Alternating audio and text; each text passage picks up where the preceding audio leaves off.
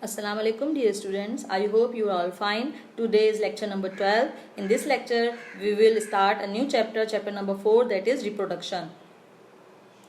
Learning objectives are reproduction, types of reproduction, natural method of asexual reproduction. Reproduction in plant. ये chapter start करने से पहले मैं आपको कोऑर्डिनेशन एंड कंट्रोल का रिव्यू दे दूं। पिछले लेक्चर में लेक्चर नंबर 11 में हमने कोऑर्डिनेशन एंड कंट्रोल को कंप्लीट किया था। उस चैप्टर के दो मोस्ट इम्पॉर्टेंट टॉपिक थे, वो इन्वायरमेंटल स्ट्रेस इन प्लांट और प्लांट हार्मोन्स। ये दोनों जो है वो मेन टॉपिक थे। ये दोनों डिटेल क्वेश्चंस के तौर पर भी पेपर्स में पूछे जाते हैं। इसके अलावा इसको जो है वो शॉर्टली भी पूछा जाता है और रीजंस भी इसमें से बनते हैं। और इसके अलावा सर्कैडियन रिदम और बायोलॉजिकल रिदम्स को सिर्फ डिफाइन करना होता है, उसको एक्सप्लेन करना होता है कि वो प्रोसेस क्या कहलाता है।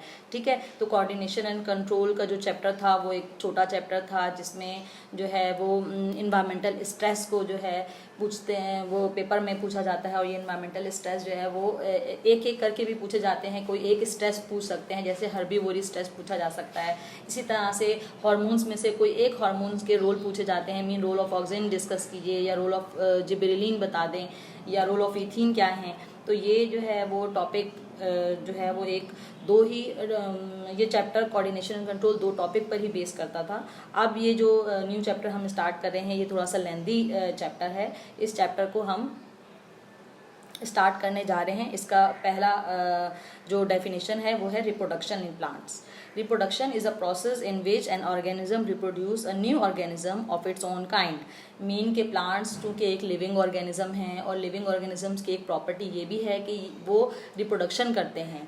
अब जो है वो प्लांट में रिप्रोडक्शन किस तरह से होती है कि एक प्लांट अपने ही जैसा एक न्यू प्लांट जो है वो रिप्रोड्यूस करता है, और वो प्लांट जो है वो सिंगल पेरेंट से ही डेवलप हो जाता है। मीन उसमें कोई जो है वो टू पेरेंट्स रिक्वायर्ड नहीं होते। एक प्लांट ही दूसरे प्लांट को रिप्रोड्यूस करता है और उसी प्लांट में डेवलप हो जाता है, और वो प्लांट बिल्कुल अपने पेरेंट प्लांट की कॉपी होता है और आइडेंटिकल होता है उस प्लांट से।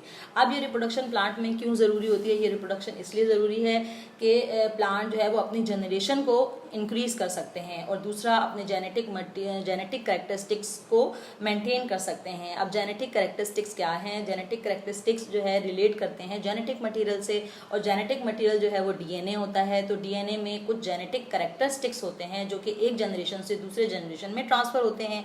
ये जेनेटिक कैरेक्टरिस्टिक्स की मेंटेनेंस जो है ये रिप्रोडक्शन का एक अहम हिस्सा है कि मीन के रिप्रोडक्शन से एक तो प्लांट्स अपनी जनरेशन को बढ़ा रहे हैं और दूसरा अपने जेनेटिक मटीरियल को, अपने जेनेटिक कैरेक्टरिस्टिक्स को मेंटेन कर रहे हैं। अब there are two types of reproductions present in plants, asexual reproduction and sexual reproduction. One by one हम इसे डिस्कस करेंगे। पहला है asexual reproduction. Asexual reproduction is required only one parents. इस रिप्रोडक्शन में सिर्फ एक पेरेंट्स की ज़रूरत होती है, और वही पेरेंट्स एक न्यू मल्टी सेलुलर इंडिविजुअल जो है वो फॉर्म कर देते हैं। तो ये एसेक्सुअल रिप्रोडक्शन कहलाती है। और एसेक्सुअल रिप्रोडक्शन में जो ऑफ स्प्रिंग प्रोड्यूस हो रहा है, या मीन के जो न्यू प्लांट अराइज हो रहा है, न्यू प्लांट जो डेवलप हो रहा है, वो बिल्कुल मॉर्फोलॉजिकली और जेनेटिकली अपने पेरेंट्स प्लांट से सिमिलर होता है। मीन कि अगर एक प्लांट जब उस जैसा ही दूसरा प्लांट प्रोड्यूस हुआ तो वो प्लांट बिल्कुल सेम उसकी कॉपी होगा और उसी जैसा जो है वो दिखेगा। तो एसेक्सुअल रिप्रोडक्शन एक ऐसा प्रोसेस हुआ जिसमें सिंगल पेरेंट्स जो है वो रिक्वायर्ड होते हैं, और एक ही प्लांट अपने जैसा दूसरा प्लांट प्रोड्यूस कर लेता है। जो दूसरा प्लांट बनता है वो बिल्कुल सेम पहले प्लांट की कॉपी होता है। सेकेंड जो प्रोसेस है इसमें वो है sexual reproduction. Sexual reproduction required two parents. इसमें जो है वो मेल और फीमेल पेरेंट्स की ज़रूरत होती है। इसमें मेल गैमेट्स और फीमेल गैमेट्स आपस में फ्यूज़ होते हैं। फ्यूज़ होने के बाद जाइगोट बनता है, और जाइगोट एक न्यू ऑफ स्प्रिंग में डिवेलप हो जाता है और न्यू ऑर्गेनिजम्स डिवेलप करता है। अब ये जो न्यू ऑर्गेनिजम्स है इसमें वेरिएशन देखी जा सकती हैं, यानी कि उसमें वेरिएबिलिटी आ सकती है। सेक्सुअल रिप्रोडक्शन में जो ऑर्गेनिज्म या ऑफ स्प्रिंग बनता है उसमें जेनेटिकली और मॉर्फोलॉजिकली चेंजेस होती हैं, जबकि एसेक्सुअल रिप्रोडक्शन बिल्कुल मॉर्फोलॉजिकली और जेनेटिकली भी बिल्कुल सिमिलर होता है। जबकि सेक्सुअल रिप्रोडक्शन में जो है वो वेरिएशन और वेरिएबिलिटी आ सकती है।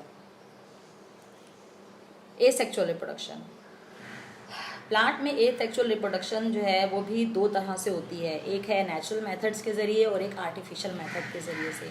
Naturally, plant reproduce asexually by spores formation, by vegetative propagation and apomixis. Natural reproduction की अगर प्लांट में बात करें तो नेचुरल रिप्रोडक्शन 3 तरह से हो रही है, बाय स्पोर फॉर्मेशन के ज़रिए से, बाय वेजिटेटिव प्रोपगेशन के ज़रिए एंड बाय एपोमिक्सिस के ज़रिए से.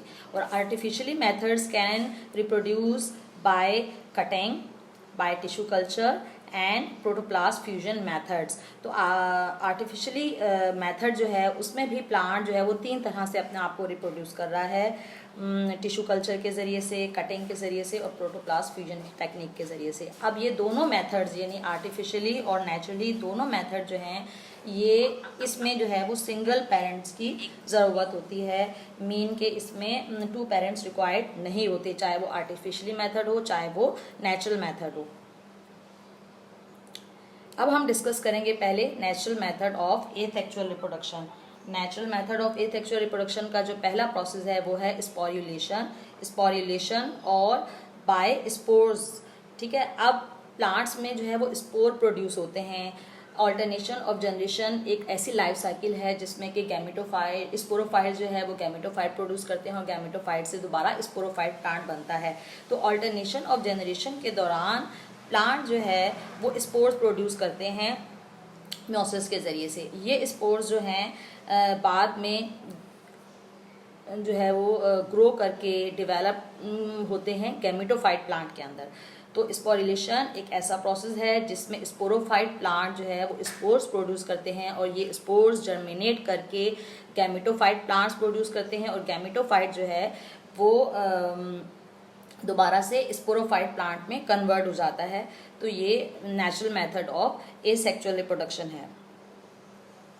अच्छा, अब इसमें ये जो स्पोर्स फॉर्म्स होते हैं ये स्पोर्स जब रिलीज होते हैं तो इनको जब फेवरेबल कंडीशन मिलती है तो ये उस वक्त ही ग्रो करते हैं. अदरवाइज ये अपने पेरेंट प्लांट्स के साथ ही डिटैच रहते हैं, उनके साथ ही अटैच रहते हैं. जब इनको फेवरेबल कंडीशन मिलती है, जब ये वहाँ से डिटैच होते हैं पेरेंट्स प्लांट से, तो डिटैच होने के बाद जो है फेवरेबल कंडीशन में ये ग्रो करना स्टार्ट कर देते हैं. ये स्पोरुलेशन का प्रोसेस जो है वो बैक्टीरिया में भी देखा गया है, प्रोटोजोन्स, एल्गी, फंजाई, फर्न्स और इस तरह के प्लांट्स में ये natural method of asexual reproduction मौजूद होती है.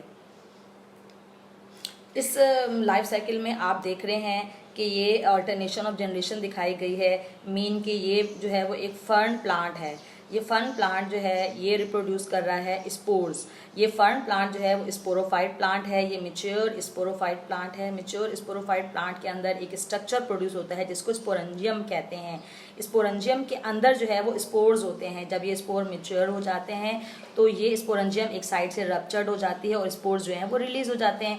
जब ये स्पोर्स रिलीज होंगे, इनको फेवरेबल कंडीशन मिलती है तो यहाँ पे ये जर्मिनेशन स्टार्ट हो जाती है. ये स्पोर्स जर्मिनेट करता है और एक यंग गैमेटोफाइट का प्रोथैलस बना लेता है. ये आप स्ट्रक्चर जो देख रहे हैं ये प्रोथैलस स्ट्रक्चर है गैमेटोफाइट का. ठीक है, अब ये गैमेटोफाइट, ये यंग गैमेटोफाइट का प्रोथैलस है. इसके अंदर गैमेट्स फॉर्म्ड होते हैं, मेल गैमेट्स और फीमेल गैमेट्स. अब यहाँ पर देखें कि एंथ्रीडियम्स विद स्पर्म्स और आर्चिगोनियम. एंथ्रीडियम जो है वो मेल गैमेट है और आर्चिगोनियम जो है जिसमें एग होता है ये फीमेल है. अब ये मेल और फीमेल जब फ्यूज्ड होंगे, फ्यूज होने के बाद फर्टिलाइजेशन का प्रोसेस होगा. फर्टिलाइजेशन से जाइगोट डेवलप्ड होगा. Zygote developed into a young sporophyte plant. अब ये देखें ये नीचे गैमेटोफाइट प्लांट है, गैमेटोफाइट का प्रोथैलस है और इसके ऊपर से ही स्पोरोफाइट डेवलप्ड हुआ. तो अब ये देखें एक स्पोरोफाइट दोबारा से डेवलप्ड हो गया. तो इस प्रोसेस को हम ऑल्टरनेशन ऑफ जनरेशन भी कहते हैं. मीन के sporophyte convert into gametophyte and gametophyte convert into sporophyte. This is known as alternation of generation. तो ऑल्टरनेशन ऑफ जनरेशन के दौरान स्पोरोफाइट प्लांट जब स्पोर्स प्रोड्यूस करेगा और स्पोर्स जो है वो जर्मिनेट करके गैमेटोफाइट में होंगे, ये प्रोसेस जो है स्पोरुलेशन कहलाता है और स्पोर्स फॉर्मेशन. तो प्लांट्स की एसेक्सुअल मेथड का जो पहला है स्पोर फॉर्मेशन और स्पोरुलेशन वो इस तरह से कंप्लीट होता है. नेक्स्ट है वेजिटेटिव प्रोपिगेशन. वेजिटेटिव प्रोपिगेशन एक ऐसा प्रोसेस है जिसमें पेरेंट प्लांट्स का ही पार्ट जो है वो कट करके जब दूसरी जगह पर ग्रो किया जाता है तो वहाँ से एक न्यू इंडिविजुअल अराइज होता है. ये सिंपल वेजिटेटिव प्रोपिगेशन कहलाती है. जैसा कि आप इस पिक्चर में देख रहे हैं कि ये एक ब्रांच है ठीक है। इस ब्रांच को जब एक जगह से कट करते हैं और ये कट करके जब किसी दूसरी जगह पर आप इसे जो है वो लगा दें, तो आप देखेंगे कि वो ब्रांच जो है वो दोबारा से एक जो है वो प्लांट अराइज कर लेगी और दोबारा से एक न्यू प्लांट में डेवलप हो जाएगी। तो ये कहलाती है वेजिटेटिव प्रोपगेशन। मीन कि कोई ब्रांच अगर टूट जाती है, उस ब्रांच को आप उठा के किसी दूसरी जगह पर लगा दें तो वहाँ से एक दोबारा से न्यू प्लांट अराइज हो जाता है, ये वेजिटेटिव प्रोपगेशन कहलाती है। अब जो इसकी एग्जाम्पल देखी गई है वो एग्जाम्पल पोटैटो में भी बहुत कॉमन है। आप ये एक पोटैटो देख रहे हैं, इस पोटैटो के ऊपर जो इस तरह से छोटे छोटे प्लांट्स निकलते हैं, ये आइस कहलाती हैं, आइस बर्ड होती हैं। तो अब जब इस आलू के ऊपर जब ये आइस बर्ड जर्मिनेट कर जाती हैं, तो आप इस पोटैटो को जब ज़मीन में लगा देते हैं तो वो आइस बर्ड से जो है वो न्यू प्लांट जो है वो अराइज होना शुरू हो जाएगा। जब आप इस पोटैटो को हर उस जगह से कट करें जहाँ आई बर्ड है, यानी कि एक पोटैटो के ऊपर मुख्तलिफ जगह पे आई बर्ड्स जो हैं वो प्रोड्यूस हो जाते हैं, 5, 6, 7 प्रोड्यूस हो जाते हैं। तो अगर आप उसको एक एक करके भी वहाँ से कट करें और उसको ज़मीन में लगा दें तो उस जगह से एक न्यू प्लांट अराइज हो जाएगा। तो एक पोटैटो से 4-5 प्लांट जो है वो आप ग्रो कर सकते हैं। तो ये एक वेजिटेटिव प्रोपगेशन होती है जिससे आलू को भी ग्रो किया जा सकता है। इसके अलावा इसमें एक और प्रोसेस भी देखा गया है जो पेरिनेशन कहलाती है। पेरिनेशन एक ऐसा प्रोसेस होता है जिसमें जैसे प्लांट के 2 पार्ट होते हैं, एक रूट होता है, एक शूट। इसमें क्या होता है कि प्लांट का जो शूट पार्ट है वो कभी कभी फेवरेबल कंडीशन ना होने पर अनफेवरेबल कंडीशन में वो वाइल्टिंग हो जाता है और वो ब्लाइट हो जाता है, मीन वो सूख जाता है और ख़त्म हो जाता है। ऐसा लगता है कि प्लांट जो है वो मर गया है, लेकिन ऐसा नहीं है। वो प्लांट का जो रूट पार्ट है जो कि अंडरग्राउंड होता है वो अभी तक अलाइव होता है, वो अभी तक जो है वो सही हालत में होता है। वो दोबारा से जब फेवरेबल कंडीशन मिलेगी तो उसे ग्रो कर लेगा। जैसा कि पोटैटो का प्लांट है, वो पोटैटो के प्लांट्स अंडरग्राउंड उसकी रूट्स होती हैं और रूट से ही ट्यूबर अराइज होता है पोटैटो का ट्यूबर, और अपर जो है वो अबव द ग्राउंड जो है वो शूट होता है, यानी कि उसका प्लांट मौजूद होता है। तो अक्सर आपने देखा होगा कि पोटैटो का जो प्लांट है वो सूख जाता है, तो आप समझते हैं कि नहीं है, जबकि उसका जो रूट्स में पोटैटो हैं वो अलाइव होते हैं, वो जर्मिनेट कर रहे होते हैं, वो पोटैटो बन रहे होते हैं। लेकिन जब फेवरेबल कंडीशन मिलेगी तो उसका दोबारा से जो है वो प्लांट अराइज होना शुरू हो जाता है। तो ये एक पेरिनेशन का प्रोसेस होता है जिसमें शूट जो है वो तो सूख जाता है लेकिन रूट जो है वो उसकी अलाइव रहती हैं और वो ग्रो करती रहती हैं। तो ये जो सेकंड प्रोसेस है ये नेचुरल मेथड का जो प्रोसेस है वेजिटेटिव प्रोपगेशन, ये बहुत ही सिंपल है, बहुत ही कॉमन है। अक्सर आपने देखा होगा कि जैसे कि रोज प्लांट है, रोज प्लांट यानी कि गुलाब का जो पौधा है उसकी आप टहनी को कट करते हैं और उस टहनी को दूसरी जगह पर लगा देते हैं और वहाँ से ग्रो करना शुरू कर देती है। तो ये वेजिटेटिव प्रोपगेशन है। तो इस तरह से आप एक प्लांट से दूसरा प्लांट बना सकते हैं और बहुत सारे प्लांट इस तरह से ग्रो कर सकते हैं। इसी तरह से पोटैटो है, पोटैटो के ऊपर जो आई बर्ड प्रोड्यूस होती हैं, उस आई बर्ड को आप वहाँ से कट करें और ज़मीन में लगा दें तो वो आई बर्ड भी जो है वो एक न्यू प्लांट में अराइज हो सकती है। तो इस तरह एक पोटैटो से आप 4-5 जो है वो पोटैटो प्लांट्स ग्रो कर सकते हैं और लगा सकते हैं। ये कहलाता है वेजिटेटिव प्रोपगेशन। नेक्स्ट हम जो डिस्कस करेंगे वो है एपोमिक्सिस। एपोमिक्सिस एक ऐसा प्रोसेस है जिसमें सीड फॉर्म हो जाते हैं विदाउट फर्टिलाइजेशन। ये थोड़ा सा सेक्सुअल रिप्रोडक्शन से थोड़ा सा मिलता जुलता है, यानी कि उसमें भी सीड फॉर्मेशन होती है बट 2 पेरेंट्स यानी 2 गैमेट्स के फ्यूजन से जो है वो सीड बन रहा है। यहाँ पर क्या होता है, सीड तो प्रोड्यूस हो रहा है बट 2 गैमेट्स आपस में फ्यूज नहीं होते। सीड जो है वो डायरेक्ट ओव्यूल से ही प्रोड्यूस हो जाता है, यानी कि ओव्यूल्स के सेल जो है वो सीड में कन्वर्ट हो जाते हैं। तो एपोमिक्सिस में एक्चुअली क्या होता है, मैंने आपको स्ट्रक्चर ऑफ ओवरी पढ़ा है। ओवरी के अंदर ही चूंकि सीड प्रोड्यूस होता है और फ्रूट बनता है। ओवरी में जो ओव्यूल मौजूद होते हैं, ओव्यूल जो है वो सीड बनाते हैं और जो ओवरी है वो फ्रूट में कन्वर्ट हो जाती है। तो लेकिन सीड जो है वो किस तरह से प्रोड्यूस होता है, जो ओव्यूल के ही सेल्स होते हैं वही ग्रो करके वही अराइज होकर सीड बना लेते हैं और सीड के इर्द गिर्द जो ओवरी का पार्ट होता है वो फ्रूट में कन्वर्ट हो जाता है। तो इस तरह से इस एपोमिक्सिस एक ऐसा प्रोसेस है, इसमें सीड बन रहा है बगैर किसी फर्टिलाइजेशन के और फ्रूट प्रोड्यूस हो जाता है। ये एपोमिक्सिस कहलाता है, यानी कि ओव्यूल के ही जो डिप्लॉइड सेल्स हैं वही जो है वो एम्ब्रियो में कन्वर्ट होते हैं। एम्ब्रियो से ओव्यूल के अंदर जो है वो सीड मैच्योर हो जाता है और इस तरह से ये एपोमिक्सिस का प्रोसेस होता है। ये एपोमिक्सिस का प्रोसेस जो है वो डेंडिलियन प्लांट्स में देखा गया है। यहाँ पर आप ये एक डेंडिलियन प्लांट्स देख रहे हैं, इसके ऊपर ये बहुत सारे जो है वो छोटे छोटे सीड्स हैं। अब आप इसको सिंगल देखें तो ये एक सीड है, इस सीड के ऊपर जो है वो फर लगा हुआ है, यानी कि ये फर इसके ज़रिए से ये आपको बहुत सारे उड़ते हुए दिखाई देते हैं। अक्सर आप किसी जगह बैठे हों तो ये इस तरह से वाइट कलर के फर वाइट कलर के ये उड़ते हुए आपके पास आते हैं, एक्चुअली ये सीड्स होते हैं। ये सीड जो है वो डिस्पर्जल होती है, यानी कि सीड डिस्पर्जल होती है, उससे सीड जो है वो उड़ना शुरू कर देते हैं इस फर की वजह से, और ये जब किसी जगह पर गिरते हैं वहाँ पर फेवरेबल कंडीशन मिलती है तो ये एक न्यू प्लांट में अराइज हो जाते हैं। ये एक्चुअली एक सीड्स होते हैं जो कि डेंडेलियन प्लांट्स में देखे गए हैं। तो डेंडेलियन प्लांट्स में जो सीड फॉर्मेशन है वो एपोमिक्सिस के जरिए से हो रही है, यानी कि बगैर किसी फर्टिलाइजेशन के सीड प्रोड्यूस होता है, और ये सीड जो है वो किसी दूसरी जगह पर जब गिर जाते हैं वहाँ पर एक न्यू प्लांट को डेवलप कर देते हैं। तो इस तरह से प्लांट नेचुरली 3 तरह से रिप्रोड्यूस कर रहा है। पहला जो है वो बायोस्पोर फॉर्मेशन, दूसरा है वेजिटेटिव प्रोपिगेशन और तीसरा एपोमिक्सिस है। यहाँ पर हमारा टॉपिक कंप्लीट हुआ है। अब हम नेक्स्ट लेक्चर में इंशाल्लाह ताला artificial method of asexual reproduction को डिस्कस करेंगे। आज का आपका होमवर्क है कि डिफाइन रिप्रोडक्शन इन प्लांट्स, आपने इसको डिफाइन करना है, और सेक्सुअल एंड एसेक्सुअल रिप्रोडक्शन की भी डेफिनेशन लिखनी है, और थर्ड क्वेश्चंस में आपने natural method of asexual reproduction को डिस्कस करना है डिटेल में, इनको तीनों हेडिंग्स के साथ। इंशाल्लाह ताला हम नेक्स्ट लेक्चर में अब जो है वो artificial method of asexual reproduction